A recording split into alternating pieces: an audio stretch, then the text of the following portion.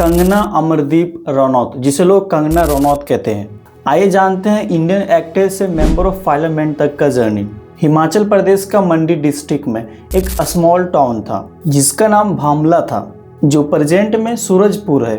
मार्च 23, 1986 में राजपूत फैमिली में एक बच्ची का जन्म होता है जिसका नाम कंगना अमरदीप रनौत रख दिया जाता है। उसकी मां अशु रनौत एक स्कूल टीचर थी एंड उसके फादर अमरदीप रनौत एक बिजनेसमैन थे। अब ये जो कंगना अमरदीप रनौत थी, उसकी लाइफ बहुत ही सिंपल और हैप्पीली गुजरती है। वहीं से ग्रे अप होती है।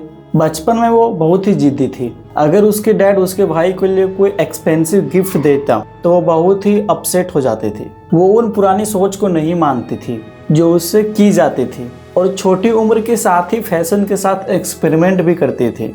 ऑफ्टन ऐसी क्लॉथ्स पहनती थी जो उसकी नेबर्स को अजीब लगते थे। कंगना अमरदीप रनौत का एडमिशन DAV स्कूल चंडीगढ़ में कर दिया जाता है। वो साइंस को कोर सब्जेक्ट के रूप में चूज करती है और वो स्टडी में भी बहुत ही इंटेलिजेंट थी। हमेशा रिजल्ट को लेकर एंक्सस रहती थी। स्टार्टिंग में वो उन्हें पेरेंट्स के कहने पर एक डॉक्टर बनना था, लेकिन अनफॉर्चुनेटली जब वो क्लास 12th में स्टडी कर रही थी, उस टाइम वो केमिस्ट्री के एक यूनिट टेस्ट में फेल हो जाती है and all India pre medical test की तैयारी के बावजूद वो एग्जाम के लिए तैयार नहीं हुई। फिर उसने अपना स्पेस एंड फ्रीडम ढूंढने की कोशिश शुरू कर दी। She relocated to Delhi at the age of 16। Medicine की पढ़ाई ना करने के उसके फैसले की वजह से उसके पेरेंट्स के साथ हमेशा झगड़ा होता रहा और उसके डैड ने उसे एक ऐसे काम करने के लिए पैसे देने से मना कर दिया जिसे उनके पेरेंट्स बेकार मानते थे। दिल्ली में कंगना अमरदीप रनौत को ये एंश्योर नहीं था कि उन्हें कौन सा करियर चूज करना चाहिए। फिर एलाइट मॉडलिंग एजेंसी उनके लुक से इम्प्रेस हुई और उन्होंने उनको मॉडलिंग करने का एक सजेशन दिया। फिर उन्होंने कुछ मॉडलिंग असाइनमेंट लिए, लेकिन जनरली कंगना को ये करियर पसंद नहीं था क्योंकि उन्हें इसमें क्रिएटिविटी की कोई गुंजाइश नहीं मिली।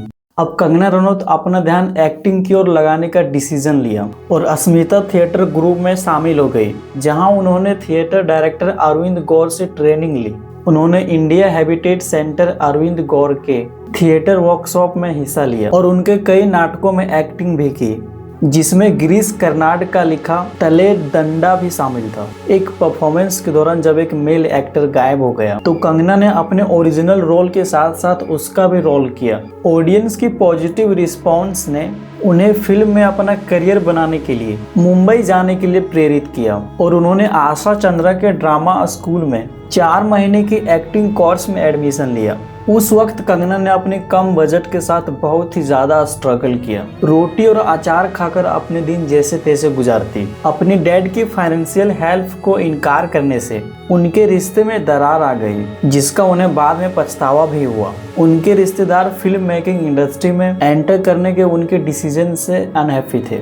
2004 में डायरेक्टर रमेश शर्मा पहलाज नीलानी ने अनाउंस की कि कंगना अब Deepak Shivdasani directed I love you boss के साथ अपने फिल्म की शुरुआत करेंगी। उसके अगले साल एक एजेंट ने प्रोड्यूसर महेश भट्ट के ऑफिस ले गया, जहां उन्होंने प्रोड्यूसर अनुराग बासु के साथ बातचीत की और रोमांटिक थ्रिलर ए लव स्टोरी में लीड रोल के लिए एडिशन दिया। महेश भट्ट को लगा कि यह भी रोल के लिए बहुत ही छोटी है और इसके बजाय चित्रांगदा सिंह को साइन किया। हालांकि बाद में चित्रांगदा सिंह ने फिल्म करने के लिए अवेलेबल नहीं थी और कंगना को गैंगस्टर के रूप में रिप्लेस करके चुनी गई थी। उन्होंने आई लव यू बॉस से बाहर निकलने का ऑप्शन चुना। उन्हें सिमरन की सेंट्रल रोल में लिया गया। फिल्म की शूटिंग के समय कंगना सिर्फ 17 साल की थी और उन्होंने कहा कि पहले उन्हें कैरेक्टर को समझने और फिर उससे बाहर निकलने में थोड़ी मुश्किल हुई।